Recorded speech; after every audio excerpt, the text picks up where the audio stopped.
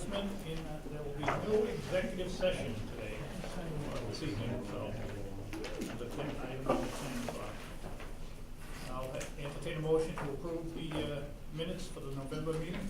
So moved. Turn your cell phones off, please. You join me? It's my pleasure to introduce Nick Bunker, son of Lois and William Bunker of Hanover, a member of our junior class, and a top student within our cosmetology department. So this is, I believe, 2 months in a row we're going to cosmetology. Nick received actually a number of nominations from academic, from shop, teachers, and guidance counselors. So we're proud that Nick is with us tonight. One of the key points to his nomination was his volunteering to go to Hanover Middle School? Yes. To their what's that? Be your best. Be Your Best Day, where they were encouraging middle school students to be their best at work, be their best athletes. Yep. And Nick led the discussion to be your best high school students, and actually took the charge. From what I understand, they wanted their own Hanover High School students to kind of take the lead, and Nick grabbed the reins and actually led the show. So we're really proud of his work there. And then actually, most recently at our open house, Nick was a student ambassador and welcomed all the visitors to cosmetology, and did a really fabulous job in welcoming potential students to South Shore. So we're really pleased that Nick is with us, and to honor him this month. So thank you.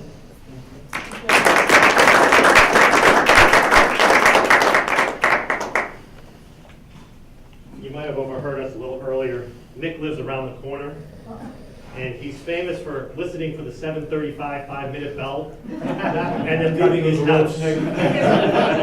So, I'm standing out front waiting for the buses to come in. I can see him, and depending on the morning, it's a nice little stroll, or it's a quick jog, or it's a full-out sprint, depending on the day. So we got some supplies here for Nick. We got a backpack. I was thinking of putting a little extra alarm in there for you, but I didn't have time. A water bottle, so when you get here and you're a little dry, you have something to take care of yourself. Okay? All right, congratulations. That's class.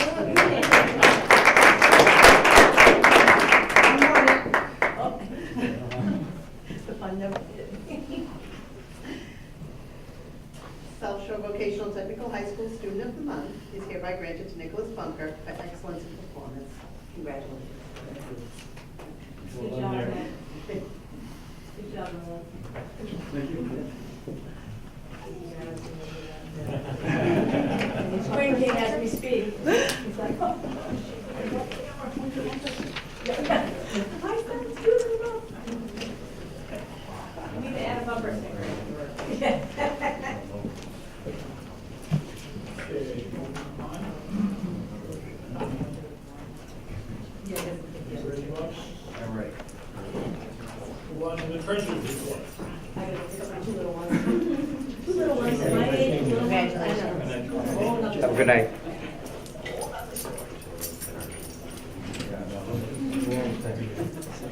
Same salary. Good evening. We sent you the Christmas Eve treasurer's report. What they did to me this time is the Christmas balls in the front were supposed to be red and green, and made them all red. They did not put in the Kelly green balls. So we're trying to work through this. Hopefully we'll get things in order before the term is up. Page 1 is the summary of financial position. I'm going to do that. And as you see, we have $2.4 million between our investments and our money market account. So we're in good shape cash-wise. This time of year is the most difficult time of the year to get by for paying payroll and the bills. So again, we made another year of not having to borrow money. We've never borrowed money in my 34 years here to fund that forward. But again, the money market is making 5 basis points, and the Mass Municipal Depository Trust is making 25 basis points, which means we made $135 for the month on $2.5 million. Just recently, it's not gonna make a big difference, but I did take $1 million out of the money market account, which is Rockland Trust, and transfer it into the MMDT account, which is in Boston. And it'll probably mean another $15 a month in interest, but Better than that pocket. I know, so we did that. Are there any questions on the, and as you see, the checkbook at the end of the month had $3 in it. So we're squeezing everything we can out of our cash flow to make $135. Any questions on the summary of financial position? Okay, then we'll go on to page 2, the revenue. Excuse me. The second column in, if you recall, that's the revenue received for the month of November. The assessment was due December 1st, the next assessment. And by November 30th, 5 out of the 8 towns had sent their check in, which we very much appreciate. The other town, Hanson, we got on December 5th, which is 4 days late, but the first was a Sunday, so that's not a big deal, in my opinion. The problem is Situate and Cohasset have had switches in their financial team, and we had to call them today. We still have not received their money. And they're saying maybe next week, which will be a month late. I know I spoke to Kenny last time because it happened the last time.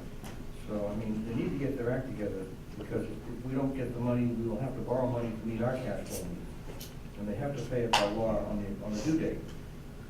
And we send it out a month ahead of due date, so it's not like it shows up overnight. Again, the Chapter 70 money is coming in monthly rather than quarterly. We received $320,000. And the other thing I want to mention, miscellaneous income has $776 in it. It represents a reimbursement by the cosmetology students for two field trips they took last month. They paid us back for the bus and the driver. Any questions on the revenue? Okay. We'll go on to page 3, the expenditures. Item 2, workers' compensation. In the second column, with expended for the month, you have a minus in there of $135. What that represents is we had our audit on our workers' comp premium for last year, and we ended up receiving a refund of $135. Item 3, unemployment payments. As I mentioned in prior times, we have had no claims, and all of a sudden, we found out that a person we had terminated has been being paid unemployment, and we had no hearing. So here we go again. He's entitled to $23,000, and they have been paying him since we terminated him in September? June. No, September. Yeah. And we're trying to appeal the claim, and again, they're still trying to collect from me from the last time they did this to us, and I refused to pay it.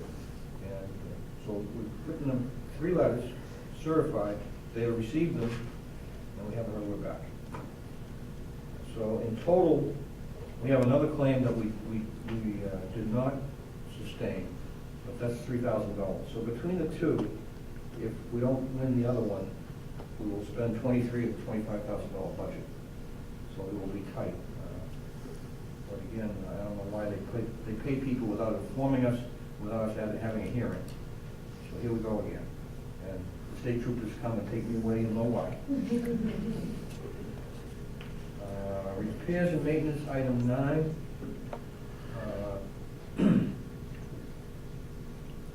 There is a large item in the encumbered.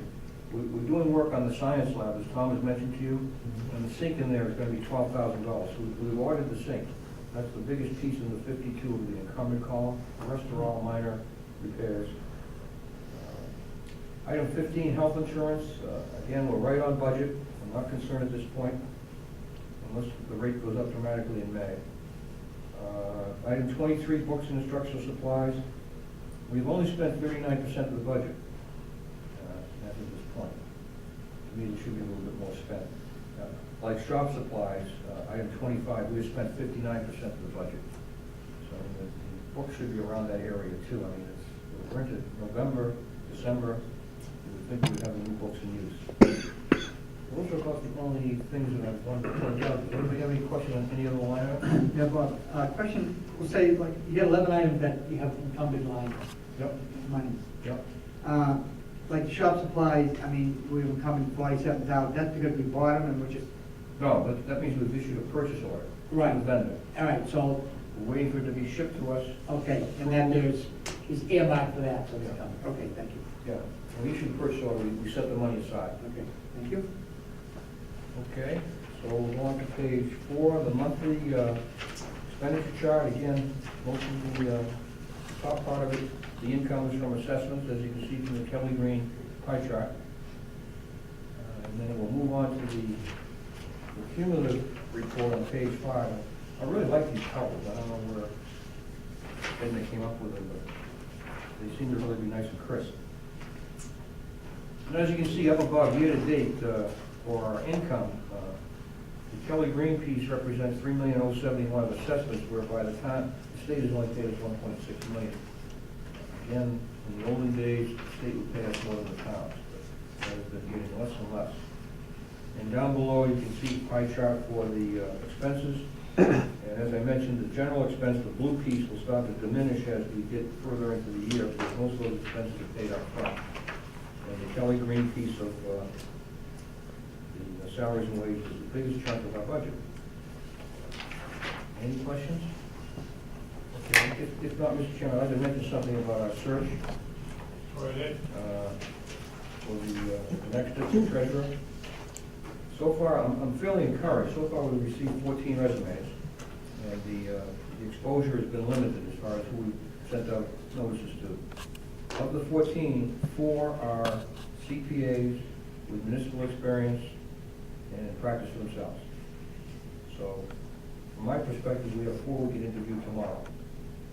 What I'd like to do is, we want to get through the holidays, and we want to get through the budget in January. Maybe in February, we could talk about something, but I need the search committee to think about a few things. Number one, do you want me to come up with a standardized group of questions, or do you just want to ask the people questions as we go? Do you want a rating sheet so you can rate the candidates? How long would you like to interview a candidate, so we can set up appointments? And when we decide that, then we can move forward. Tom and I were talking, we'd like to have a meeting at the next meeting, maybe a half hour before, of the subcommittee, and decide these issues, and then we can keep it rolling along. If the 4 don't match, I mean, we have not really touched a large global area, and got 14. I'm pretty impressed. So if you people could think about that stuff, and we'll meet a half an hour before our next month's meeting and move forward. Anybody have any comments on that, or, okay? Do we have a job description? Yes, we have a job description, updated. Okay, that's my report, and there are no budget transfers, Mr. Chairman. I'll make a motion. And over to the motion. Do we have a second? Second. Dale will make the second. All those in favor? Okay. Do you have a budget transfer? No, there are No no. budget transfers, okay. So now we'll turn it over to Dr. Hickey. Okay, thank you, Mr. Chairman.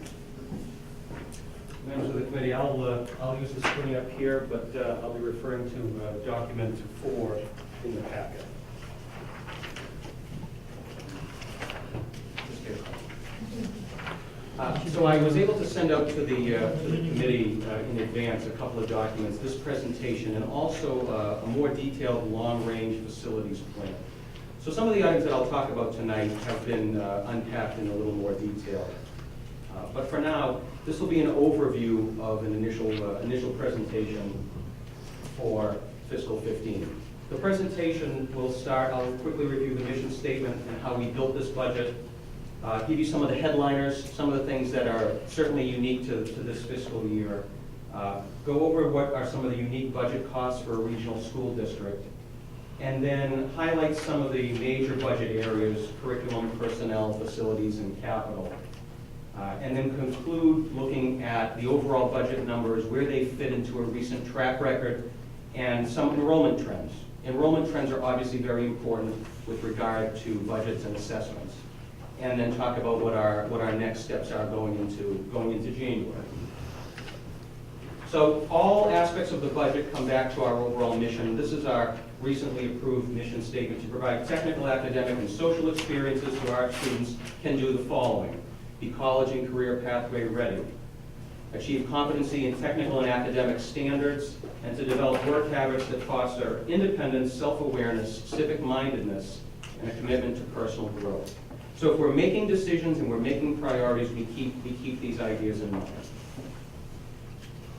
The budget process for us, we all know, is earlier than a lot of our sending towns, and internally it begins in early October. From early October through the first week of November, we ask our cost center supervisors, administrators, and vocational and academic department heads to build a budget from zero. We do not want them to merely take last year's numbers and add on top of that. We ask them to focus on what are their needs for the next 12 months. And that allows me the ability to target dollars where they are most needed. So this zero-based practice and the localized cost center approach allows for great transparency and a clear documentation of why we need the funds. So in some years you might see a cost center go from 10,000 to 30,000 and back down to 10,000. And that's okay, because that might have been because in that second year they needed a bunch of textbooks. But that doesn't mean when they get the money in year 2 that it stays at that level. That's the whole point of moving these precious funds around.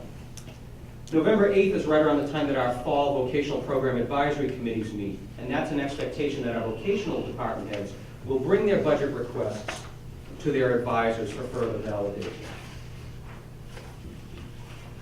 Through November and up till now, the process shifts back to me with the administrative team looking and prioritizing in all of these major areas. And in phase 3, which takes us from now through next month, I bring a proposal to you and ask for your feedback.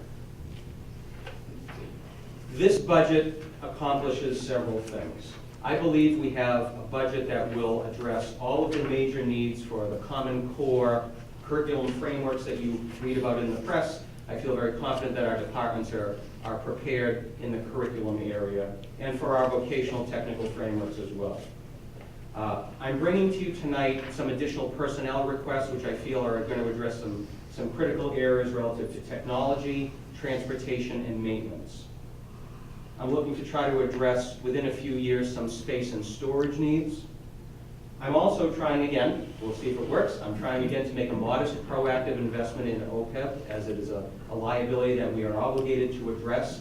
This committee has been very supportive and proactive. Oftentimes we do that at the end of a fiscal year. I'll make another attempt to do so up front. I'm attempting also to address some long-range facility goals and to prepare for participation in the School Building Authority's Accelerated Repair Program for a new boiler. So the budget proposal I'm bringing you tonight has an increase of 4.67%. What goes into this number? Several headliners that I point out to you here, as I said a little earlier. A $20,000 investment in OPEB. An aggressive facilities maintenance plan, as I've attempted to provide you with sufficient detail to show that when we want to maintain our 50-plus-year-old building, it means we have to attend to these matters and not have it be a crisis. I want to avoid that at all costs. So I've itemized some plans in the maintenance plan, and by next month I'll give you an updated 5-year sheet. I've been giving you approximately the same chart since fiscal 13. We update it on a regular basis. In terms of personnel additions, I'm interested in upgrading a part-time custodial position to full-time with a focus on maintenance. The ability to have someone on staff who can attend to maintenance issues beyond the day-to-day custodial tasks that Mr. Moorhead has assigned. I'm also interested in securing the services of a technology assistant, someone who would work for Crystal in her department and provide some badly needed support in that area. As you have been so gracious in your support with technology upgrades, in order to maintain that, to provide the training, and to make sure that we have good customer service for our students and our staff and our parents, I feel that's necessary. I'll talk to you a little bit more about a lead bus driver position, an idea that I have that I'd like to talk to you about. a part-time aide to focus on cafeteria supervision, and also, as we have been able to do in the last couple years, the shifting of one paraprofessional from a federal entitlement grant onto the budget. This is something that the Department of Education had asked us to do several years ago, and we've been very good in terms of honoring that request, that you do not keep paraprofessionals perpetually on grants. I put in approximately $40,000 in the professional fees area regarding this MSBA Accelerated Repair Program, and I'll explain that in a little bit. Capital requests around $250,000. I'll unpack that a bit more. That deals with a renovation of our main office, some construction projects on campus involving a concession stand area, which would be a curriculum project for our carpentry and electrical students, as well as an addition to our barn area for storage and some paving.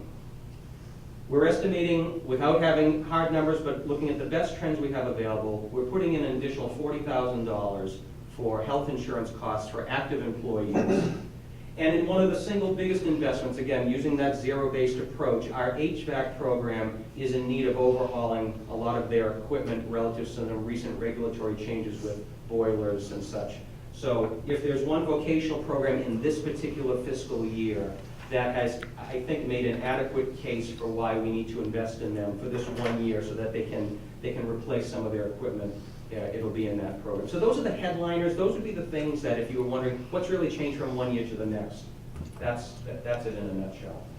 But again, to reassure that while I'm not giving this a lot of attention this evening, I do feel confident that our cost center supervisors and our administrators will have the resources necessary in this budget to attend to the curriculum we're looking to teach. And I would add that I'm very pleased that our science department is pursuing an advanced engineering course with an emphasis in robotics, and they're also going to pursue a forensics course. We will now be teaching our MCAS biology condensed into 1 year. This offers us the ability to offer more courses. So the science teachers are excited about this opportunity. There are resources in the budget to help these courses develop.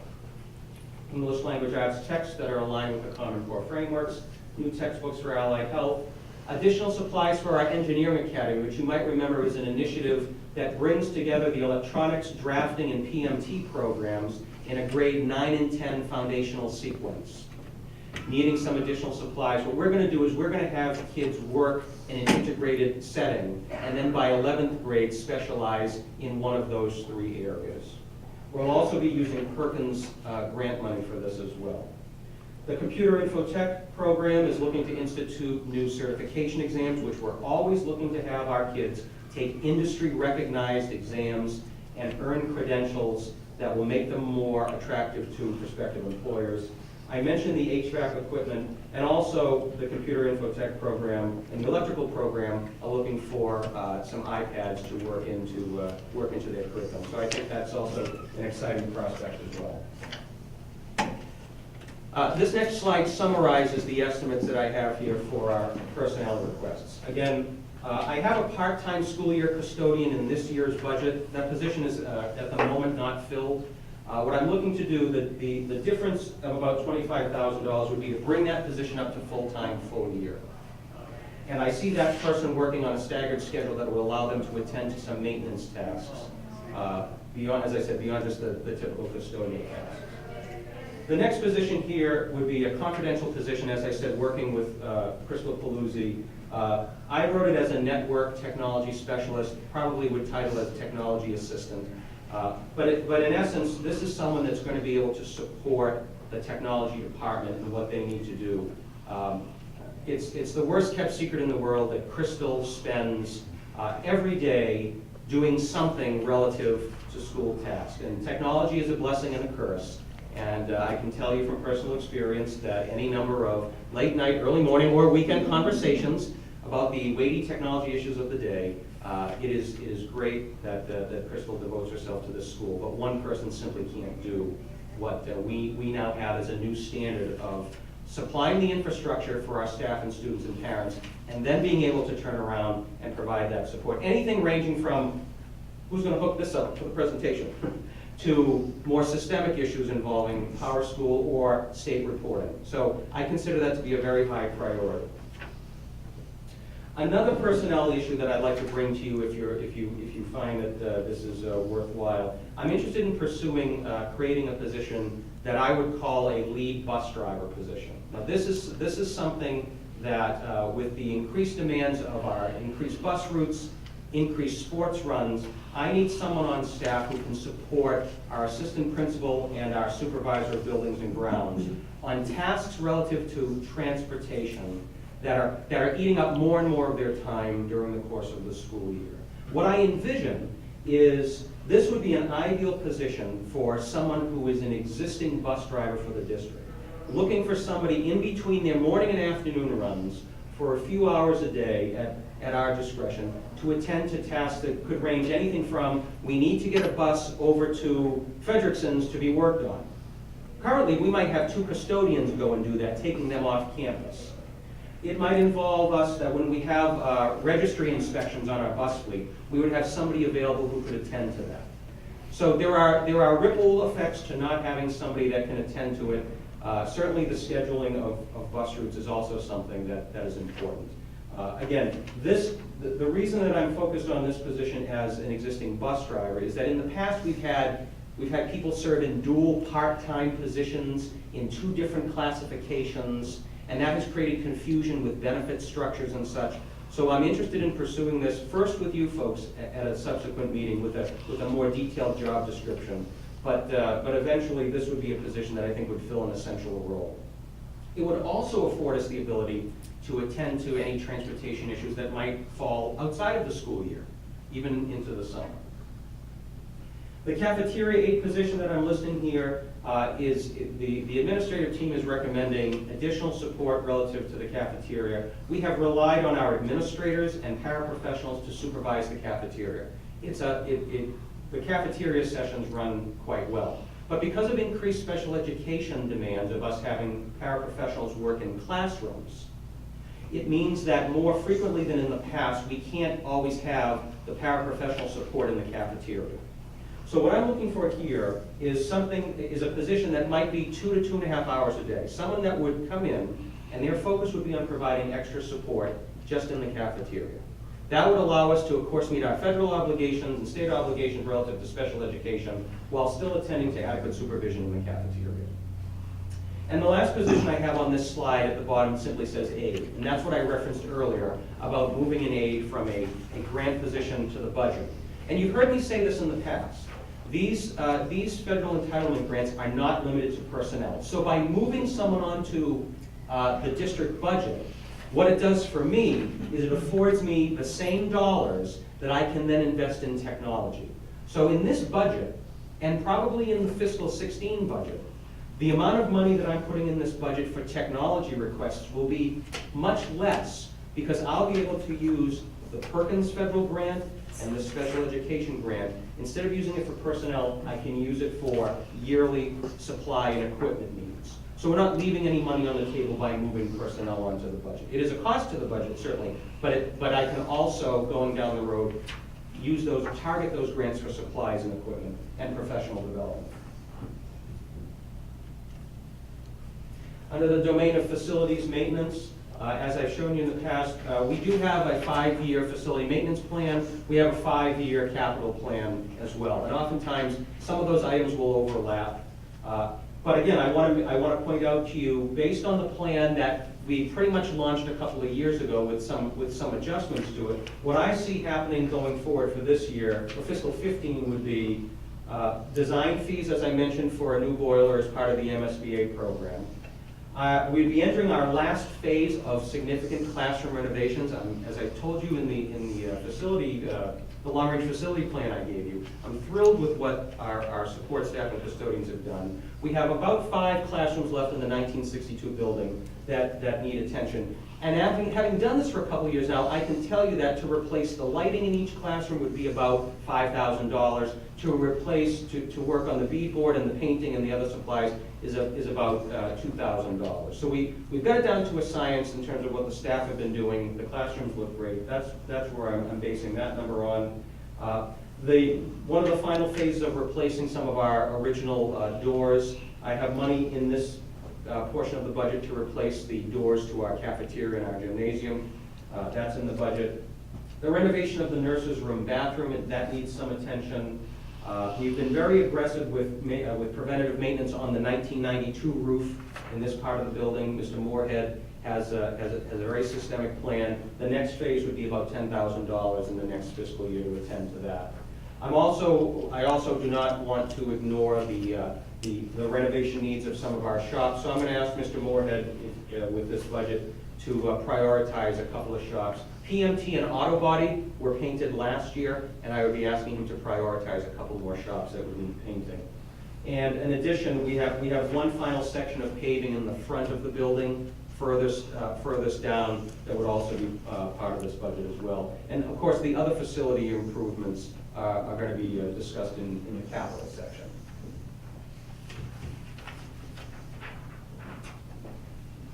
Before I get into the capital section, I guess what I'd like to point out is that, with the way that we're able to plan things out long range, one of the things you're not seeing in tonight's budget presentation are requests for large pieces of equipment. And that was not by luck. That was, we were able to look ahead and say, in this fiscal year, with using grants strategically, this is the year that I'm talking about on-campus renovation projects, for the most part, and also personnel. So in this case, what I'm bringing to you tonight under capital expenses, and I'll have some slides that follow this. The first capital project here would be to do some work in the back of our building over more than 1 year, and this work would be done, for the most part, by our carpentry and electrical students. My focus, as I'm listening to our staff and listening to our administrators and listening to the recent NEAS visit, I'm focused on storage, I'm focused on safety, security, I'm looking at parking spaces. So I'll have a slide that will show you how, in this project labeled as barn and parking development, we're looking to increase the parking, so there's a paving cost in here. And we're also interested in expanding some of the storage that we can have on our addition, an addition onto our barn area. And also to have the students build probably a freestanding concession area. We're in need of we have a couple of bathrooms that currently are attached to the barn that are not functional, and they need to be renovated. So this would be an ideal time to wrap that into a project. So my cost estimate here is focused right now on paving costs, foundation costs, and some plumbing, relying on, again, our own students over a multi-year period to work on this project. That's the outside project. The internal project is what I'm labeling as an office expansion, and I'll talk to you about that in a moment. Essentially looking to make better use of some office space in the building by bringing one of our administrators up into the main office guidance area, and also provide a separate office for our HR coordinator. The only capital expense here that doesn't have to do with a renovation project involves an investment in our bus fleet. And I recently got an estimate of about $25,000 that would outfit all of our buses with a radio, and we would be able to, we would be looking into installing a receiver in Hanover. The company that gave us that estimate was able to tell us they did a study to show that virtually our entire district could be covered by that receiver. So that's an initial estimate here. That would be a huge improvement in communication with our bus fleet. So that's an overview of our capital expenses. Here's a visual of what I just said. And again, this is me with the yellow rectangles. Okay, this is not architect here, but needless to say, I think you'll get it. My priority, top priority here is safety, of course. But what I'd like you to visualize, and I'll just jump right into the middle. If you look at this area here in red, which I've labeled at phase 2, we have an old leaching field area in the back of the building. That area, what I would like to do is to excavate and pave that area. This would allow us to address a storage need of a very cramped courtyard. In those 2 yellow circles, we store all of our school vehicles. This happens to be a carpentry van with a trailer attached, and then we have vans for some of our other shops. Ideally, I don't want school vehicles pulling in and out of that area. And what I can see happening, connecting some of these ideas, is that by freeing up this parking area, we would be able to provide secure parking for our school vehicles, as well as pull our staff parking, either remove it entirely or at least pull it back. The other parts of the barn and parking enhancement slide to point out to you would be, again, we don't have specific designs yet, of course, but this is something that my goal would be, we would have the designs in place by the end of this fiscal year, which would involve putting in a concession stand area here. And again, the labor comes from our students and our instructors as part of their course curriculum. And then further, and that might be placed behind the barn or freestanding, and also a structure that would be attached to the barn. This structure here, if you wanted me to prioritize what would go in that structure, the headliners would include vehicle storage, maintenance storage. You'll notice right here that those rectangular objects, that's the bird's eye view of 5 rented storage units that we have been renting for years since the OSHA reports told us we had to renovate our mezzanines. Ideally, what I'd like to do is make those disappear, return those, and have either the storage brought back into the building. For instance, in carpentry, we will redo their mezzanine, and we will be able to bring their lumber back in, where it should be inside anyway. But I can see us having to, maximizing our instructional space, having some space for our vocational storage there. Again, it's not a top priority, but I could also see office space.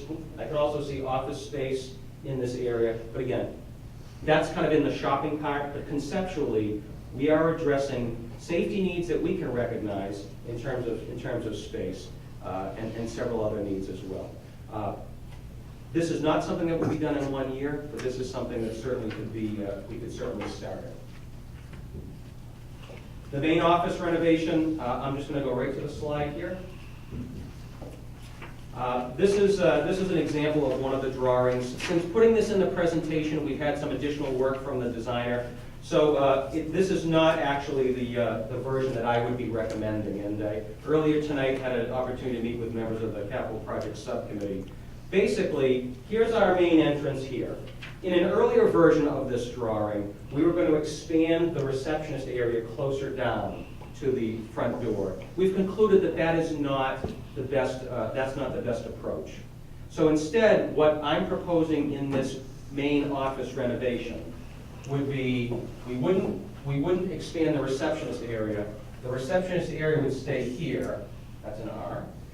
We would have an office here for human resources. And then on the guidance side, we would combine Mike Janicki's office with a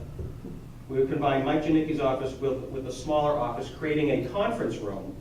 And then we would also build inside the guidance suite, in addition, we would build the second office that I'm looking for here. So our vocational coordinator's office would be here. Now, other than musical offices, what is it that we get out of this? We are going to be able to free up the vocational coordinator's office, which is down by auto body. And in my mind, the ripple effect is that I'm going to be able to use this space now for our technology department to provide training to staff. I'm going to have a space in the event that we have need for in-school suspension. Not that we have that very often, but it does happen. It's also space for us to retest kids that were absent during MCAS. There are a multitude of needs. None of the administrators would like to shut down the library when we need to have a meeting. And oftentimes we'll sit in the well of the lecture hall to have a meeting, and sometimes being in a cavernous lecture hall isn't appropriate either. So there's a definite benefit to making this enhancement. That's what the ripple effect would offer us. Okay. On to the boiler. You all got to see some great slides of the boiler and all the different bricks that had to be repaired, and I don't have any of those slides in here. But essentially what I'm asking for this budget cycle is money for design fees. The MSBA has an accelerated repair program, which essentially says that if we accept you into the program and you can handle getting the job done within 18 months, we will subsidize some of the cost. So essentially, the way that this program works is that, and in your correspondence file, there's a MSBA, it was just good timing, there's an MSBA letter that came out on this program here. So if you authorize me tonight to submit a statement of interest application, we would bring the minutes of tonight's meeting to our January meeting, and if you approve those minutes, Jack, as the chairman, would sign those minutes. I would submit that along with the SOI by middle of February 2014. By June, they'll let us know whether or not we've been accepted to the program or not. This program is specifically designed for windows, roofs, and boilers. If we're accepted into the program, we will have budgeted in this budget money for design fees. We are then assigned a designer who would come out and do the design work for the new boiler. By the time we get around to planning for fiscal 16, those designs would have gone to MSBA, and they would eventually tell us if we are accepted into the program and at what level of reimbursement. So I would be coming back to the committee in a year's time to talk about the actual costs of the boiler. So this is really over a 2-year period. Phase 1 now, design fees. Phase 2, the actual cost of the boiler. But that the whole project would be done by December of 2015. That's one of the requirements. That's one of the requirements of the accelerated repair program. Wrapping up now with some budget and enrollment trends. You've seen this slide before. It's important to point out that as part of our overall budget, we have to incur costs that are not typically found in a single town school district budget. I won't read through all of them, but essentially about 15.5% of our total budget includes costs that are not typically found in a school budget. Health insurance, OPEB, retirement contributions, unemployment, snow removal at a zero. And debt service, the debt service costs, obviously, for the new project. So again, you've seen this slide before, but it's important to just be cognizant of that in terms of the operating budget and the costs not typically associated. Here again, these are just trends. A year ago, as you know, I brought you a budget that was around this area, and we had to make a reduction. And certainly, this is the part of the evening where I wrap up, and I welcome your feedback. But this is where this budget request fits into some recent budget increases since fiscal 2010. We all recognize that whatever that number ends up being for a final approved budget, it's the assessments to the towns that's the number that matters most. The rationale for why we need what we need is a critical first step. But obviously, you need to know at some point what the assessment numbers are. And as Bob has said for 34 years, our budget schedule and the state schedule don't always jive. So there'll be some information that we'll know in a couple months that we don't know tonight. But for now, the only other piece I'll share with you is that unofficially, here's our enrollment, in-district enrollment. Excuse me. In-district enrollment increasing from 583 up to 592. The yellow at the top are the number of out-of-district students. Again, continuing a trend of servicing the communities that are part of this district. And this is the breakdown of enrollment by town. The column on the right is the number that we all talk about. Does my town have more kids than a year ago or less? We're going into this budget cycle with Whitman having an increase of 12 students over last year. Abington with an increase of 5 students. Rockland with an increase of 6 students. Hanson with a decline of 10 students. Hanover is up 1 along with Norwell. And Cohasset is down 3 and Situate is down 2. We've all done this long enough to know that there is no magical formula that says, if this, then this is my assessment. But certainly, we pay attention to trends and one-year increases, because that adjusts the share of the student population with the various components to the assessment. Next steps, your feedback this evening, and then we move to January, where we have been talking about having a tandem of meetings on January 15th and the 22nd. January 15th, our regular monthly meeting, where at this point, we would talk about having the public hearing on the budget. And then, depending on the wishes of the committee, certifying the budget that night, or returning a week later on January 22nd and devoting our agenda solely to the budget. Thank you. Be happy to answer questions. Thank you, Mr. Chairman. Want to start? Right. Okay, Tom, like you said, I mean, it's an increase of 4.67. We do not know what that represents as far as town assessment. I know you have with Whitman and Hanson, there may be a credit because of what happened last year, but we don't know That's right. if in fact the state is gonna change the formula, and that's, we don't know that. But, Overall, I can tell you that state aid remains level, yeah, and you have a 4.67 budget increase. right, The assessments overall will go up double that, 9.3. Mathematically, that's how it always works. So on the chart that Bob would produce, when he takes all of the assessments from all 8 towns, Right. looking at They would go up 9 points, the bottom line would go up 9.3. right. But it would be a portion based upon formula. Right, but again, Whitman and Hanson may have a lower contribution because of last year's. the problem between the branches of government with the target share, Right. that the Department of Education has been silent on that, and there doesn't appear to be any indication of any agreed upon joint number at this point. So Dan, in my opinion, the only way you could say anything with confidence would be if they change nothing else in the formula. So we don't know what the municipal revenue growth factor for each community is going to be. So certainly, not knowing those numbers, that's certainly an important variable, because you take last year's foundation number and multiply it by the municipal revenue growth factor. So your question is, if last year's number is going to be a little bit less based on the target share, then with all those asterisks, Right. yes, that's what we continue to not be able to say with confidence, though. That's the unfortunate part. All right. So, that being said, if in fact, I guess, Bob, since the state numbers come out so darn late, and we have to certify our budget earlier than most towns, it's almost like, you throw it against the wall and see what sticks. The fact is, it's numbers. What's the latest we can certify a budget is at a January 22nd meeting. That's the latest, right? Basically. I think it's January 31st. Yeah, but, The right. meeting is in March. So, Some of them are Situate.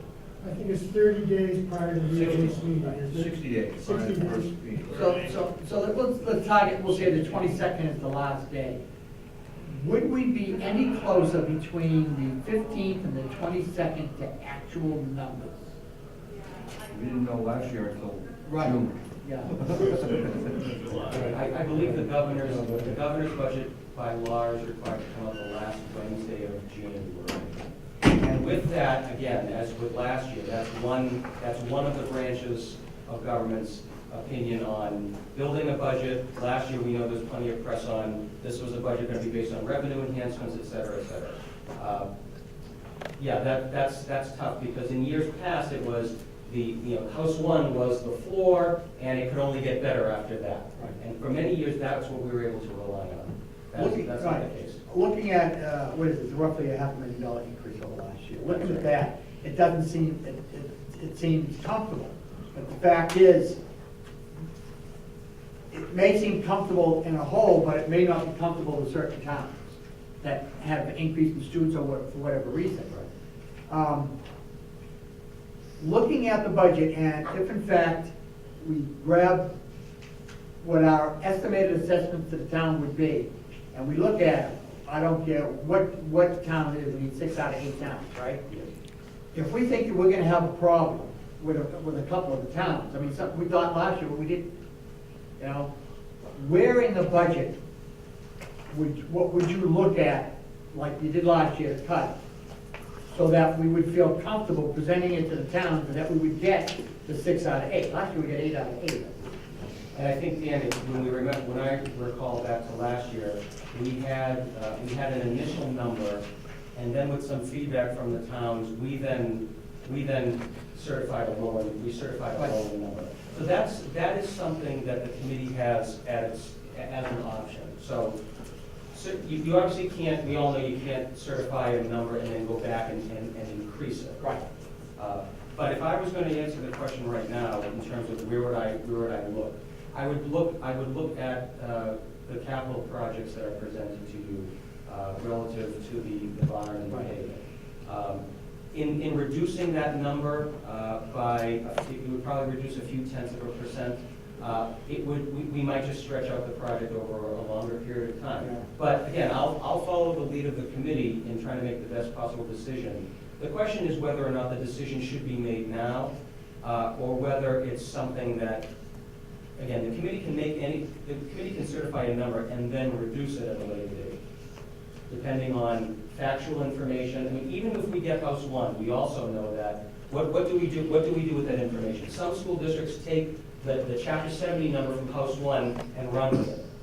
Other school districts, then it's who do you talk to in terms of, okay, well, do you take that number and what is that number based on? And what revenue projections is it based on? And do you go less than the House number? Again, it's more information. It's certainly another data point to throw out there, but again, it's not at a point right now where there's we can bank on something. But so again, you're right. It is early in the process. It is something that we can look at a later date. I know myself, I will not be at the January meeting. I can't make that meeting. I'll be 3 hours away. Last year I came from Rhode Island to get here, but this I'll be 3 hours away. So I will not be able to make it, and I thought, Bob, you felt that you may have a problem. So you're gonna have a couple of committee members. I mean, I would appreciate it, because I won't be here. I mean, I will get the numbers through my iPad with what you're gonna present to the committee. But I would personally appreciate the fact that the committee would decide to go to the following week, January 22nd. First of all, it's a week later. Bob and I would have some input, or anybody else that couldn't make that meeting, and I apologize that, I can't make it, but, so that I can look at the numbers that are coming and what Bob comes up and what a possible assessment may be to the 8 towns. So I can look at it, Bob can look at it as far as Hanover's view, and, we may look at the numbers and say, I think that will go. And, and in that case, I would email you and Jack as chair, right? Saying, yeah, I'm comfortable with them as far as presenting it to my town. But I can't really say that until I see exactly what my town's assessment's gonna be. And my town, did you realize that we have an increase of what, 15 students? 12 students, so they're gonna realize that there's gonna be an increase like there was last year. But last year's increase was based on an increase on the state minimum contribution, which was inflated, remember that we talked about? That was the credit I thought maybe we would get or lower. So we'll see how that works out when Bob runs the numbers. So I can look at a hard and fast number, and I may look at it and say, I'm comfortable with it, I think my town will go with it. And I will let you know if the committee decides to, not have the 22nd, that it's the right way to go. I mean, I bow to the committee's wishes. I mean, only one vote. I know that Rockland is always on a yearly basis. I've looked at the numbers and kind of, cringed a little bit and said, can I sell this to the town? And times are tough. And I know, Hanson, you're looking at a renovation, so they're going to be kind of looking at numbers too. So it's really up to you. Bob? Yeah, I'm going to check on my colleague like I do every year. I've been here long enough. We cannot set our budget by assessments to the town. We have to set our budget to the needs of our school district. If we try to set assessments, we might as well go like Detroit, go broke, close the school, change it to a charter school, something else. But we cannot, and as long as I'm on the board, will not vote for an assessment type budget. I have to vote my conscience on education and maintaining this school. I always have, my whole 38 years. The education of the students here and this facility are number one. The assessments of the towns, that is up to the towns and their government alone.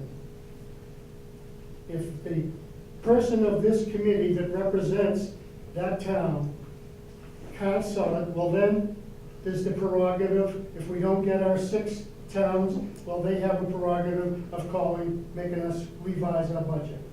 But that's a process, it's set in statute, and it's been there for a long time. So I am starting out that way with my list of what Tom presented tonight. I'd hate to go against you, Dan, but you bring it up, you bring it up every year, and I just can't do it that way. I'd like to address some of the other things if I could now. And in no particular order. On the barn project, not the barn project, but well, it could be the barn and the concession stand designed by our drafting department. No. I don't have any plans right now, Bob.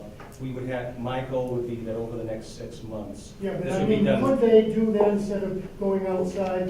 It It's would- not gonna be a contract bid or It anything. would still need to be stamped. Could they be involved? Absolutely. I think that would make a lot of sense. So have somebody that can give you a hand with That answered my question. that. Small fee. Where it's gonna be a shop project. Yeah. The other thing I'm going the designer fees on the boiler and thing seem sort of exceptionally high to me. And I don't know whether that's because of the way the state's doing things, but they just seem astronomically high. But I just shed a tiny bit of light on that. I asked MSBA, they were unwilling, and I think I understand why, but they were unwilling to have me quote them as saying, oh, you need one boiler that's this by this. I talked to a vocational superintendent who went through the accelerated repair program, and he replaced a boiler. He suggested 50, but I looked at his SOI, and I, from what I could understand, it seemed to be a slightly bigger project than what we're talking about. So that was my rationale for suggesting 40. If it's less than that, then, Well, that's- I'm looking at our last boiler, I think we spent, what, $100,000, Bob? And that was, designing the whole bits, and they took the boiler out, put a new boiler in, and, Yeah. so that's that. And then I'm jumping to the custodians, the, off hours you mentioned. Yes. And I think you and I had some discussion of this, President. I'm all for that, not even when he's hired, he or she hired, that it's an off thing. Even if they were working weekends, it would cover some of the, where we have to bring a custodian in for the rental of the gym and so forth, or That's classrooms and so forth. That's correct. And they could do some of the small maintenance, like painting the lavatories and so forth. As opposed to relegating those types of tasks, condensing them into vacation weeks, when Correct. oftentimes staff Yes. will seek to take Yeah. vacation time. Yes, And the other position, the lead bus position, yes. we had one of those we had once before, and I think we're still living with it to this day. So if we go that route, let's be very careful with it. Yes, yes, and that is, what I'm looking to do in keeping this very simple in terms of the management of the benefits is, if I keep it within the same classification, as opposed to having a person classified as an aide who might also drive a bus, that I believe is the path I want to go down. In the past, when we've had people fill tasks similar to this, they have been classified as an aide, and then also classified as a bus driver, and that has created the confusion.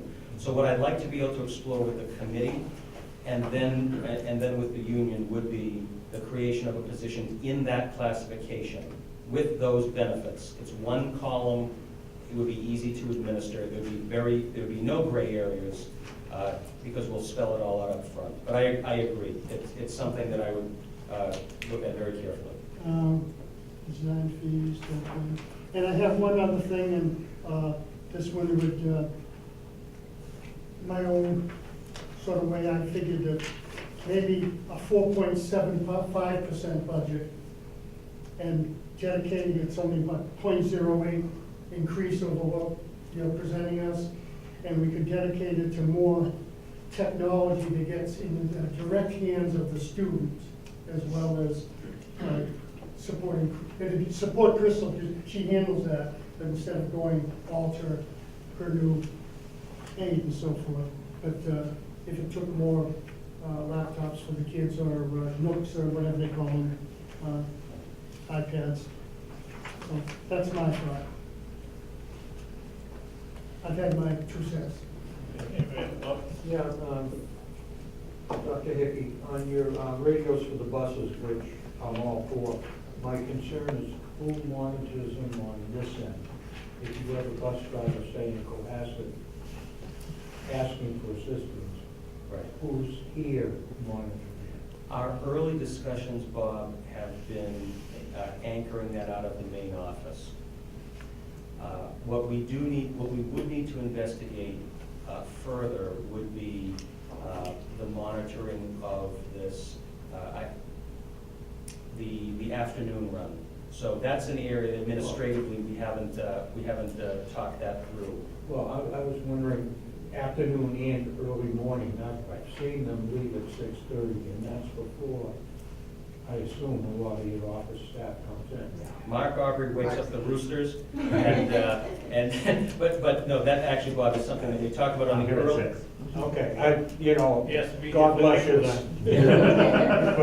But the whole point is, you need Yeah. someone on the other end. Yeah, right. For it to be. Somebody telling me, Mayday, I have a student with a problem, and the office staff is in a meeting. Right. Mayday's not answered. That's right. You know, that was my concern. Yeah, a fair question, one that we have to answer before we implement it. Any other? The only thing I'll add is, the longer I sit on this board, the longer the budget and the assessments make absolutely no sense. It's like a lottery. We all hold a ticket. There's gonna be one winner and one loser, and 7 of them losers, historically. I'll support the 4.67 and see what sticks to the wall. I agree with Bob, you can't set a budget to the assessments of the town. It just doesn't work for everybody.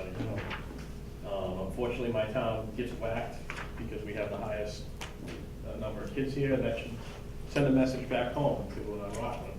The kids want this, and we should support them. So I'm in favor of the budget as is. Anyone else? Okay, thank you, Mr. Chairman. So I'll be taking no further action unless directed by the committee relative to a subsequent presentation. If we get to a point where reductions are necessary, I'll follow your lead on that. Thank you for your attention on that. I'll try to go in a faster pace through the rest of my presentation. I just procedurally mention something. Now what's gonna happen, we're gonna put together those white big books. Why don't, just tell you, are you gonna put this to bed now, or are you gonna have another meeting? Because if everybody is happy with your 4.67% and your general layout, I don't know why we shouldn't just take a motion and go forward with that until the January, public hearing. And excuse me, Mr. Chairman, but Bob, I think actually Bob Kelly was just going to. We'd like to address put that. together cost center budget books now, and then you can see each center. And then if you have any questions, we might wanna change it. But we could build those books off the 467. 6, 7. Okay. And that'll give you some more detail as to what the automotive shop is, or what the office supplies are in the main office, and all the other And stuff. we can have, what, an early meeting in January, or? January 15th will be our regular meeting, and then you could either, we also have a public hearing then. You could either approve what we have, or we would may recommend a change, and we come back the following week with the change, maybe. Okay, that sounds good. But there's gonna be 2 committee members missing on that 15. Yeah. But that's what I mean, so we probably, we need to have 6 communities vote the budget. So if there's only 5 there, we can't vote the budget on the 15th. Right. So we might need the 22nd Anyway, anyway. voted on the 22nd. I think we should decide that on the 15th, whether or not what, the 22nd. Yeah, we can adjust the agenda. You're not Try going to to adjust my schedule, I'm not sure if I can. No, you don't have to. Look, maybe you guys will have some questions when you see the I details. might be doing something the 22nd, it's a Monday and Wednesday night thing I got involved in. This month. Partners? No, okay, I don't get that anymore. Well, if she'd retired, we wouldn't have a Monday and Wednesday thing, but. No, she's got me working somewhere. Bob, you want to make that motion? Yes, I'll make the motion. Let's go forward and prepare all the things and, maybe get them out to the committee members that may not possibly beforehand. At least they could give, the administration some input. That's right. Of that. And, but as I say, we can't vote our budget by assessment, so we have to vote our budget. So, I'm sorry, Mr. Chairman, I know there's a motion on the floor. So, but just to address Bob's point, the plan starting tomorrow is that. Let me get a second. Go ahead. I didn't hear the motion. A motion by, Noel to accept the Okay. 0.67. Do we have a second? Second. Second, Rockland? Okay, now you Thank you, can Mr. discuss. Chairman. What we'll do, Bob, is the business office will begin to put those books together starting tomorrow. We will make arrangements to put these books in the hands of committee members right after the holidays. I would project January 2nd or 3rd. That would give all committee members from the 3rd until the 15th to review as Bob was saying, the cost center pages. So that should certainly be enough time to respond to any other smaller questions. Any further discussion on the motion? All those in favor, say aye. Unanimous. Thank you, Mr. Chairman. Just continuing through my report, item 2, unfunded mandates update. Dan had a request for action earlier this school year relative to unfunded mandates. It's a statewide issue. It's something Dan had heard other committee members talk about at the MASC conference. I want to thank Margaret for, who's out in the monster seats in the back there. I want to thank Margaret for working with the administrators on putting together a list of what we would consider to be underfunded or unfunded mandates. I will not, and it's the first document in your correspondence file. I won't go through it tonight, but would welcome a discussion on it down the road. But it is an attempt to address the question that Dan raised earlier.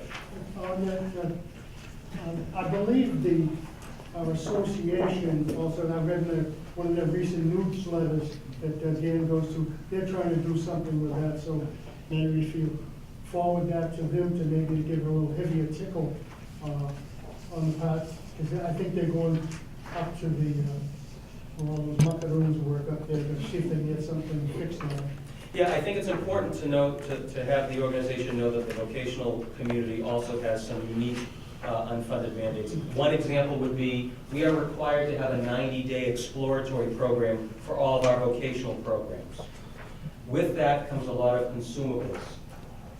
It costs money to run an exploratory program. And so those would be some of the things that might not show up with other school districts. So I could certainly forward this to MASC. Under item 3, administrator report, I'll let our administrators talk about our recent open house and our fall athletes awards night. Good evening. We had more than 100 student athletes and coaches who were recognized at the Fall Sports Awards evening, which was held on December 3rd. And also at that time, South Shore Community said goodbye to Coach Bob Mahoney, who had been with us for several years. He was thanked for several years of dedication to Viking football. Everybody's very sad to see him go, but he's moving on to a new chapter. So we were very excited to be able to give him that honor that night. Open house was held on Tuesday evening, December 10th. The open house was well attended, prospective parents and students. We had over 200 prospective students alone, so, and then their additional family members and everybody that they brought with them. The open house included tours, demonstrations, student projects. This included the Toll House cookie, done by Metal Fabrication and Welding, for the Whitman First Night celebration. So it's a good night. The vocational teachers felt that they're better than average attendance overall. So, any questions? I thought it was a great job. I was here, and I saw Bob and Dan here. I had one of my selectmen show up. He went through and he was impressed because he'd never seen the school. He's conned me and I'm going to bring him up for lunch someday now. But he was very impressed with it, and I was too. I was it was my own personal thing. I was sort of a little disappointed that shops didn't have as many of the students in them this year, but that was just a personal thing. But I thought it went off fantastic. Thank you very much. Yeah, I agree with Bob. I was kind of shocked at the beginning because I had to go look for the food. But I found it. But you found it. I found it. I can tell. But I thought it went very well. The feedback I got from the shops was they really enjoyed showcasing their shop with more kids, other than just delivering food, say, for this area. Yeah. They really enjoyed it. And once I realized that it was a change, I thought it went very well. And the turnout was It's very good, you know, considering we had bad weather that night, and, you know, we did very well. It wasn't as bad as this Tuesday night, though. It was not. So You have to think positive. Thankfully. Thank you, Mr. Chairman. Continuing, I wanted to report out that last month I was fortunate to attend a conference that was the National Conference, a National Convention, Council of Teachers of English at a national conference in Boston, and we had 3 of our teachers presenting at that national conference. And I want to publicly thank Sandy Ballner, our English department head, and John Scopoletti, our English teacher and special education teacher, Michael Mahoney. They presented on a workshop called Faking the Grade. And when I arrived at the Sheraton, I was kind of close to the time that they were going to start, and I knew where the room was, and I walked up to the room, and there were like 15 people standing outside the room, and I figured it was the wrong room. And after politely nudging past those 15 people in the hallway, I realized they were outside the workshop looking for something else to go to because they couldn't get in the room. wow. And so when it was at least 100 people in a room that should have housed 50. People were sitting on the floor. And they let me sit up at the front table too, so that was good. But they did a fantastic job, and their focus continues to be on assessment and grading practices that tell the truth about a student's ability and how it works with English teachers. How do you grade an essay for 8,000 different things and not have the kid take the B- with all the red ink on it and just say, okay, whatever. And so they talk a lot about you being very clearly communicating their assessment practices. They represented the school very well, so I was thrilled to be able to see that. And Mr. Chairman, if I might just add one other item which I don't have on the agenda. I learned earlier this afternoon in an email some good news. Earlier today, the Board of Directors of the Mass Life Sciences Center sent me an email indicating that we received, for the 2nd year in a row now, a Mass Life Sciences grant for $79,287 for a new vertical machining center for our precision machine technology program. $55,000 for the machine and about approximately $21,000 in supplies.